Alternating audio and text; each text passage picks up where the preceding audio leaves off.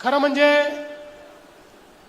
सर्वात पहिल्यांदा मी विविध पक्षांचे आभार मानेन की या सर्व पक्षांनी हा निर्णय केला की अजितदादांच्या पश्चात ही निवडणूक होते आणि महाराष्ट्राच्या संस्कृतीमध्ये आपण अनेक वेळा हे बघितलेलं आहे की अशा प्रकारचे ज्येष्ठ नेते मोठे नेते हे आपल्यातनं निघून गेल्यानंतर होणारी पोटनिवडणूक ही साधारणपणे आपण बिनविरोध त्या ठिकाणी करतो आणि म्हणूनच मी शरद पवार साहेबांचे देखील आभार मानतो।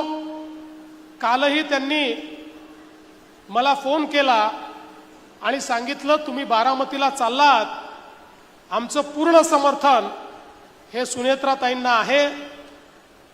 ज्यावेळी या ठिकाणी वेगवेगळे फॉर्म पडले होते त्यावेळी काँग्रेसच्या प्रदेश अध्यक्षांना धनंजय मुंडेजींनी माझा फोन लावून दिला।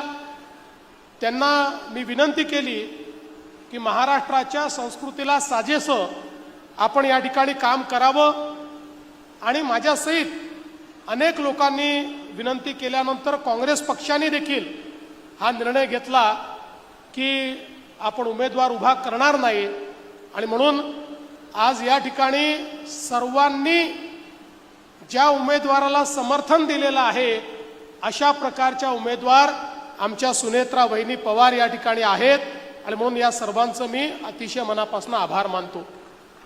खरं तर या सभेकरता किंवा बारामतीमध्ये सभा घेण्याकरता माझ्यासहित या मंचावरचं कोणीही आलं नसतं तरी देखील तुम्ही रेकॉर्ड मतांनी वहिनींना निवडून दिलं असतं। पण आमच्याकरता ही निवडणूक नाहीये, आमच्याकरता दादांच्या स्मृतीचा यज्ञ सुरू आहे आणि या यज्ञामध्ये आपली आहुती जर टाकली नाही तर आम्हाला जन्मभर हे वाटलं असतं की काहीतरी राहून गेलंय। कारण आपल्याला कल्पना आहे यज्ञामध्ये जर आहुती टाकली नाही तरी यज्ञ होतो, पण आपल्या मनाला रुखरुख राहते की आपण ती आहुती टाकू शकलो नाही आणि म्हणून ती आहुती टाकण्याकरता दादांच्या स्मृती जपण्याकरता त्या स्मृतीला उजाळा देण्याकरता त्या स्मृतींना वंदना देण्याकरता खरं म्हणजे या ठिकाणी आम्ही आलो आहोत।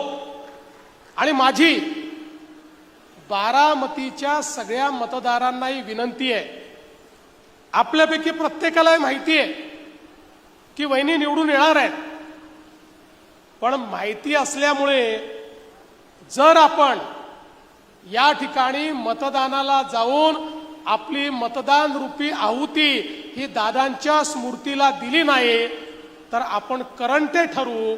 आणि म्हणून जसं रणरणत्या उन्हामध्ये आपण सगळे लोक या ठिकाणी या सांगता सभेकरता उपस्थित झालात, हीच अपेक्षा आहे बारामतीतला एक एक व्यक्ती, माता भगिनी, युवा बंधू सगळे या ठिकाणी 23 तारखेला मतदानाला जातील।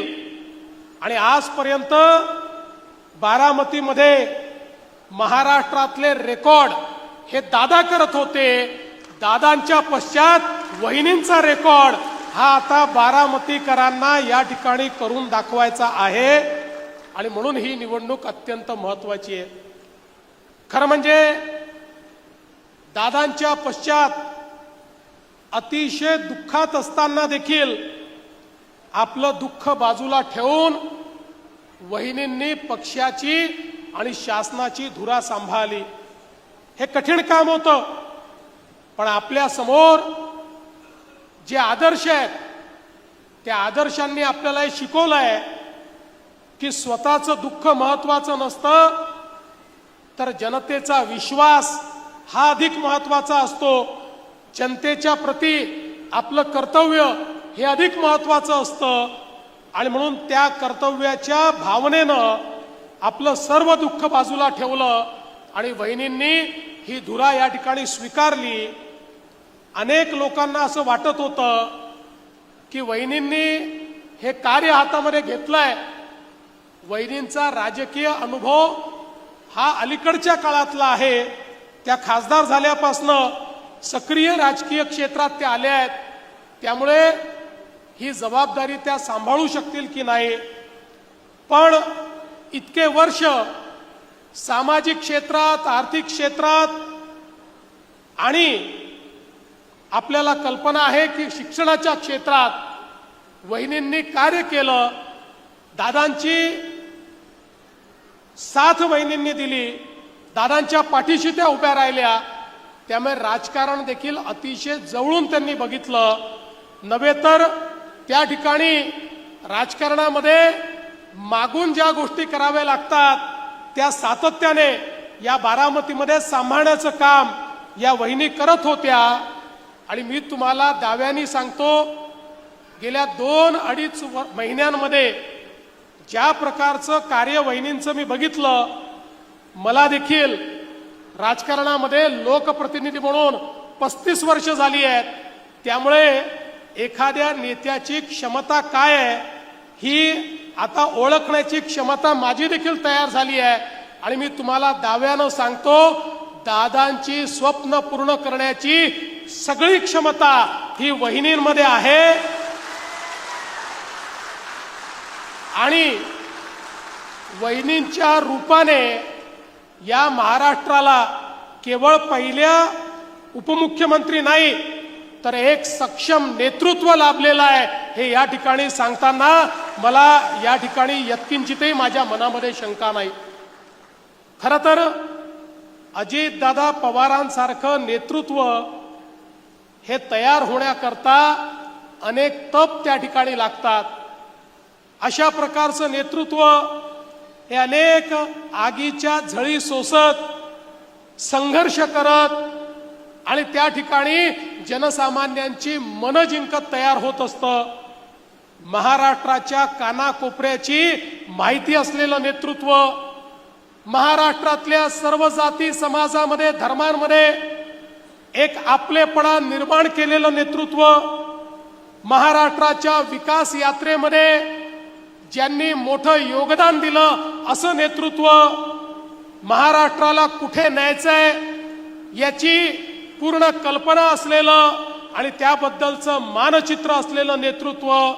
आणि हे सगळं करत असताना आवश्यक असेल त्यावेळेस कणखर, पण आवश्यकता असेल त्यावेळी अतिशय मऊ अशा प्रकारचा स्वभाव असलेलं हे नेतृत्व. खरं म्हणजे अशा प्रकारचं नेतृत्व एखाद्या राज्यामध्ये तयार होण्याकरता खूप वाट पाहावी लागते.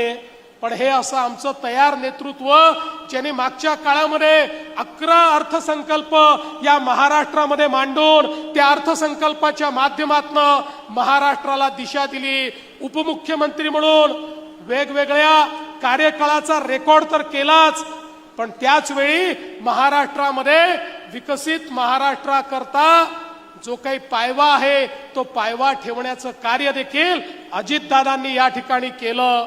आणि म्हणूनच अजितदादांचं निघून जाणं हे केवळ या ठिकाणी सुनेत्राताई, पार्थ, जय यांचं नुकसान नाही, हे केवळ बारामतीकरांचं नुकसान नाही, तर या अखिल महाराष्ट्राचं हे फार मोठं नुकसान दादांच्या जाण्याने झालेलं आहे.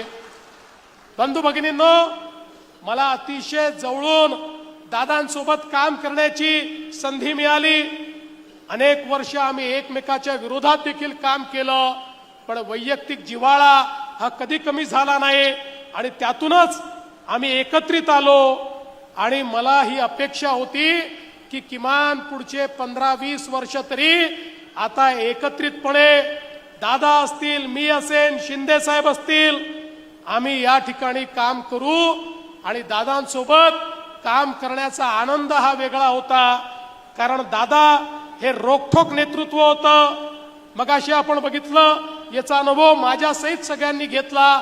दादांनी हो म्हटलं तर काळ्या दगडावरची रेग, आणि दादांनी नाही म्हटलं तर ते परमनंट नाही. अशा पद्धतीनं थेट आपल्या सर्वांची व्यवहार करणारे दादा होते आणि त्याच वेळी जे संकल्प घेतले आहेत ते संकल्प पूर्ण करण्याकरता कुठल्याही प्रकारची मेहनत करण्याची तयारी ही दादांमध्ये होती। गुणग्राहकता हा दादांचा स्थायी भाव होता। या गुणग्राहकतेतून दादांनी तयार केलेला एक एक प्रकल्प जर आपण बघितला तर मला असं वाटतं की त्या प्रत्येक प्रकल्पाचा प्रत्येक अणुरेणू त्यातला प्रत्येक कण ही दादांची जी आपली महती आहे, दादांची जी आठवण आहे ती आठवण आपल्याला सांगतो। कारण या प्रत्येक गोष्टीत दादांनी आपला जीव ओतला। सरकारी काम हे सरकारी कामासारखं नाही तर सरकारी काम हे सर्वोत्तम दिसलं पाहिजे या दृष्टीनं दादांनी नेहमी काम केलं। आणि म्हणूनच आज ज्यावेळी दादांच्या संपूर्ण कार्याकडे आपण मागे वळून पाहतो त्यावेळी या महाराष्ट्राला त्यांनी लावलेली आर्थिक शिस्त ही देखील खऱ्या अर्थानं त्यांनी महाराष्ट्राला दिलेली देणगी आहे, याबद्दल माझ्या मनामध्ये कुठली शंका नाही। आज खरं म्हणजे अनेक नवीन कामं दादांनी सुरू केले होते। दादांचे अनेक स्वप्न होते, बारामती करता होते, महाराष्ट्रा करता होते। नीरा करहा हा नदी जोड प्रकल्प ज्या माध्यमातून बारामतीच्या दुष्काळी भागामध्ये पाणी मिळालं पाहिजे हा प्रयत्न दादा करत होते। मी तुम्हाला आश्वस्त करण्याकरता आलो आहे, वहिनींच्या नेतृत्वामध्ये हा प्रकल्प पूर्ण करण्याकरता आम्ही सगळे त्यांच्या पाठीशी उभे आहोत। या ठिकाणी जनाई सिरसाई बंदिस्त पाईपलाईनचा विषय असेल, करा नदी सुशोभीकरणाचा विषय असेल, बारामती करता बृहत पाणी पुरवठा योजनेचा विषय असेल, शिवसृष्टीचा विषय असेल, बाह्य वळण रस्त्याचा विषय असेल, बारामती नीरा रोडचं चौपदरीकरण असेल, पाटस बारामती रोड करता नवीन भूसंपादन असेल, एक नाही 100 कामं ही दादांनी हातामध्ये घेतली होती। बारामतीला त्यांनी देशातलं एक सुंदर शहर तर केलंच, या संपूर्ण मतदारसंघाला दादांनी एक वेगळं अशा प्रकारचं चित्र निर्माण करून दाखवलं। पण त्याच वेळी त्याच्याही पलीकडे काम करण्याची दादांची इच्छा होती। कॅन्सर हॉस्पिटल असेल, या ठिकाणी त्यांच्यामुळे तयार झालेलं मेडिकल कॉलेज असेल, जिल्हा क्रीडा संकुल असेल, बारामती रेल्वे क्रॉसिंगच्या ठिकाणी भुयारी मार्ग असेल, इतके कामं दादांना करायचे होते। पण मला विश्वास आहे आता त्याच तडफेनं आणि त्याच गुणग्राहकतेनं आदरणीय सुनेत्रा वहिनींच्या नेतृत्वात यातलं एक एक काम पूर्ण होईल। आणि निश्चितपणे ज्यावेळी ही कामं पूर्ण होतील त्यावेळी स्वर्गातून दादा देखील या कामांना आशीर्वाद देतील, याबद्दल माझ्या मनामध्ये शंका नाही। आणि म्हणून बंधू भगिनींनो, मी फार जास्त या ठिकाणी बोलणार नाही, पण आपल्या सर्वांना एवढीच विनंती करतो, दादांबद्दल आपल्या प्रत्येकाच्या मनामध्ये संवेदना आहे, प्रेम आहे।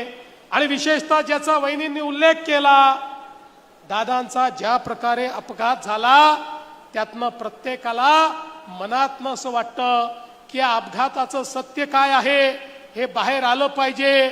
मी सभागृहातही सांगितलं, आज देखील या ठिकाणी सांगतो, जोपर्यंत हे सगळं सत्य बाहेर येत नाही आम्ही कोणीही शांत बसणार नाही, स्वस्थ बसणार नाही। हे सत्य आम्ही बाहेर आणल्याशिवाय या ठिकाणी राहणार नाही। आणि म्हणून आपण सर्वांना माझी विनंती आहे, 23 तारीख दादांवर प्रेम दाखवण्याची तारीख आहे। 23 तारीख दादांना खरी श्रद्धांजली देण्याची तारीख आहे। 23 तारीख दादांच्या प्रती आपल्या मनातली भावना व्यक्त करण्याची तारीख आहे। आणि या सगळ्या गोष्टी आपल्याला जर करायच्या असतील तर मतदान रूपी आशीर्वाद हा वहिनींना आणि मतदान रूपी आपली आदरांजली दादांना देण्याची संधी तुम्हाला लाभलेली आहे। आम्ही तर काही बारामतीचे मतदार नाही आहोत, आम्हाला ही संधी नाही आहे, पण तुम्हाला प्रत्येकाला ही संधी आहे। त्यामुळे रेकॉर्ड मतदान झालं पाहिजे। मला याची कल्पना आहे, समोर काही लोक जे उभे आहेत त्यांचा कुठला वजूद नाही आहे, ते सगळी मंडळी, मी त्यांच्यावर कुठली टीका करणार नाही। प्रसिद्धीच्या हव्यासापोटी लोक अशा निवडणुकांमध्ये उभे राहतात, पण माझी तुम्हाला विनंती आहे, की यावेळचा जो विजय आहे हा विजय संपूर्ण भारतामध्ये गाजला पाहिजे ही विनंती आपल्या सर्वांना करतो आणि पुन्हा एकदा दादांच्या पावन स्मृतीला या ठिकाणी अभिवादन करून मी माझं बोलणं संपवतो. धन्यवाद. जय हिंद, जय महाराष्ट्र.